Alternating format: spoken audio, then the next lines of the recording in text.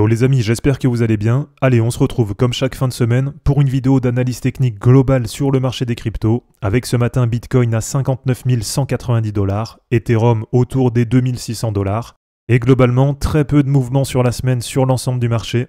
Mais aujourd'hui, on va pas trop s'attarder sur les charts crypto, on va regarder les principales, Bitcoin, Ethereum, la Total 3 pour les altcoins, mais on ira quand même faire un tour sur d'autres charts, notamment sur la finance traditionnelle, puisque vous allez voir qu'il y a quand même des charts qui sont positives, et même si c'est vrai qu'actuellement sur les cryptos ça bouge pas beaucoup, eh bien finalement sur la finance mondiale on va dire, on est très loin du gros crash annoncé ces derniers mois, et donc tout ça, ça pourrait pourquoi pas prochainement profiter aux cryptos.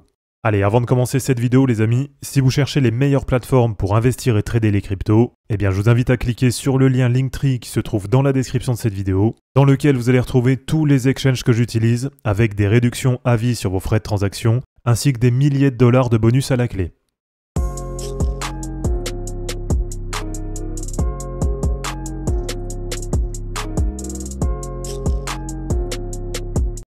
Alors pour commencer rapidement sur Bitcoin, on est toujours en zone neutre, coincé entre les 52 300 et 61 500.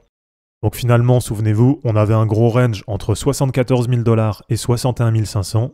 Et suite à la cassure baissière du range, eh bien, on était venu chercher sur les dernières semaines sur le support à 52 300, qui correspondait, voilà si je vous l'affiche, à la moyenne mobile 50 hebdo, celle qui est en orange. Donc tout ça, on l'a déjà vu, on s'y était déjà préparé. Et donc pour l'instant, on va dire qu'on est coincé en zone neutre entre 52 300 et 61 500. Du côté du RSI, c'est pareil, on est autour des 50. Donc là, c'est difficile de faire plus neutre. Et donc à surveiller en clôture hebdo sur Bitcoin. Si on reste dans cette zone neutre, eh bien pour l'instant, il n'y a pas de changement, il n'y a rien de particulier à espérer. Et par contre, eh bien, ce qu'on va quand même noter, c'est que pour le moment, on n'arrive pas à réintégrer le range, et donc à revenir au-dessus de 61 500. Là, on voit que ça fait plusieurs fois qu'on a des tests, mais que pour l'instant, il y a une trop grosse résistance. Et donc, à la hausse, eh bien ça, c'est vraiment le niveau à surveiller. Puisque de toute façon, si on veut avoir l'ambition sur le dernier trimestre de l'année d'aller chercher des niveaux beaucoup plus hauts qu'actuellement, et notamment, je vous le rappelle, moi j'ai toujours cet objectif de voir un Bitcoin autour des 88 000 $ sur la fin d'année 2024, eh bien, si on veut aller chercher ces niveaux, de toute façon, au bout d'un moment, il faudra réintégrer. Et donc c'est toujours le même niveau qu'on doit suivre en clôture hebdo. Il faudra de toute façon réintégrer le range entre 61 500 et 74 000 $. Donc voilà, très peu de changements pour l'instant sur Bitcoin. Et donc si je vous le montre en Fibonacci, eh bien c'est pareil. Pour l'instant, on est quand même très loin de la grosse catastrophe annoncée, puisqu'on reste coincé dans une zone assez neutre entre les 0,382 et les 0,618 de Fibo. Du côté d'Ethereum, globalement c'est un petit peu la même chose. On reste plutôt neutre là sur les dernières semaines, avec la bougie hebdo qui est pour l'instant quasiment sur le même niveau que son niveau d'ouverture. Et donc sur Ethereum, là pour l'instant ce qui n'est pas très positif, c'est qu'on est coincé sous la MM50 hebdo. Et là on voit que sur la semaine on a tenté de la passer, mais pour l'instant c'est une trop grosse résistance. Et alors tant qu'on reste entre la MM50 et la MM200 hebdo, donc c'est-à-dire à peu près entre 2700 et 2250, on reste là en zone neutre sur Ethereum. On est assez loin des 2250, donc pour l'instant, à la baisse, il ne se passe rien de particulier. Et à suivre quand même à la hausse, si on arrive au bout d'un moment à reclôturer en hebdo au-dessus de 2800 $, eh bien là, ce serait plutôt pas mal. Et on pourrait derrière, pourquoi pas, envisager sur les prochaines semaines d'aller retester au moins ces niveaux autour de 3500, 3530 $.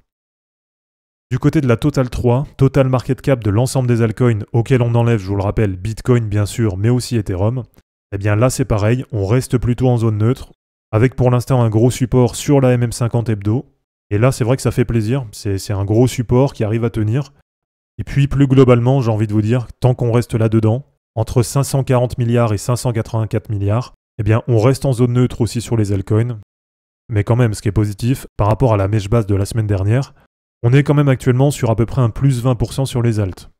Donc c'est vrai qu'on reste en zone neutre, c'est assez peu dynamique ces derniers temps sur les alts, mais comme je l'ai dit dans les dernières vidéos, je le répète, pour moi sur la semaine dernière, on a vraiment posé un bottom, que ce soit sur Bitcoin, sur Ethereum ou sur les alts. Et là pour l'instant, on le sait, on est dans une période de fin d'été, dans laquelle généralement il ne se passe pas grand chose. Donc tant que ça construit là-dedans, perso ça me va très bien. Et d'ici la fin d'année, sur le dernier trimestre 2024, j'ai toujours cette ambition sur Bitcoin, sur Ethereum ou sur les alts, qu'on vienne à breaker les prochaines résistances, et qu'on soit en fin d'année 2024 sur des niveaux qui sont beaucoup plus hauts qu'aujourd'hui. Donc voilà, pour conclure là-dessus, des charts qui sont quand même plutôt neutres actuellement sur les cryptos, mais qui finalement, comme je vous l'ai dit, sont très très loin de la catastrophe que certains voulaient annoncer. Et par contre, du côté de la finance traditionnelle, on a des charts qui sont très très positifs actuellement. Et c'est pour ça que je vous dis qu'il faut rester optimiste, parce que à part sur les cryptos, où il se passe pas grand chose ces derniers temps, mais sur le reste, c'est vraiment la folie.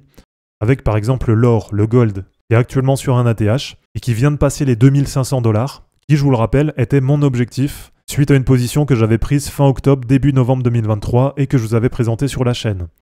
Donc voilà, ça fait plaisir, c'était une longue position, et donc pour moi, le trade s'arrête ici, puisque j'ai pris mon dernier TP sur l'or à 2500 $. Du côté du S&P 500, c'est extrêmement positif. Et là, c'est pareil, sur les dernières semaines, on a annoncé un énorme crash sur la finance traditionnelle. Et finalement, comme d'habitude, rien du tout. On a juste eu un petit repli qui est venu chercher les 0,786 de Fibo. Donc là, pour ceux qui tradent les indices, vous le savez, il y avait une super zone d'achat ici. Et donc, on n'est pas loin d'un plus 9% depuis les points bas de la semaine dernière. Et finalement, maintenant, assez proche d'un nouvel ATH sur le S&P 500. Allez, pour terminer, je voulais vous montrer le dollar via l'indice DXY, avec ce gros triangle là qui a breaké par le bas. Et si je vous remontre les différents objectifs que j'avais fixés dessus dans d'autres vidéos, eh bien on a déjà un premier objectif qui va être d'aller rechercher ce niveau, donc qui était le point bas de juillet 2023, autour de 99,5. Et un deuxième objectif qui va être de venir sur ce niveau, autour de 93,37. Et alors, sachant qu'on est aujourd'hui à 102 sur le DXY, et qu'on était à 106 fin juin 2024, eh bien on a déjà une baisse plutôt intéressante là qui a commencé. Mais pour l'instant, pour moi, on n'est qu'au début de la baisse. Et tout simplement, eh bien, ce que j'attends sur les prochains mois, ça va être que le DXY, donc le dollar, continue à baisser pour venir chercher déjà, comme je vous l'ai dit, 99,5, qui nous permettrait sur les cryptos d'avoir une belle remontée. Et ensuite, le deuxième objectif, ça va être d'aller chercher à peu près 93,40.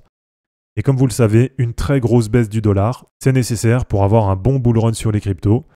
Et donc de mon côté, je reste positif là-dessus, et je pense vraiment que sur les prochains mois, cette correction du dollar, elle va continuer, et c'est notamment un des éléments qui va nous permettre d'avoir notre bull run sur les cryptos. Donc voilà les amis, c'est terminé pour cette vidéo d'analyse technique, j'espère en tout cas que ça vous aura plu. N'hésitez pas à l'aimer, à la commenter, et à vous abonner pour en suivre d'autres. Je vous rappelle que dans la description de cette vidéo, vous allez retrouver tous les liens utiles et les liens pour me soutenir. On se dit à bientôt pour une prochaine vidéo, et d'ici là, ne capitulez pas, car les fortunes se créeront en portant vos burnes. Ciao.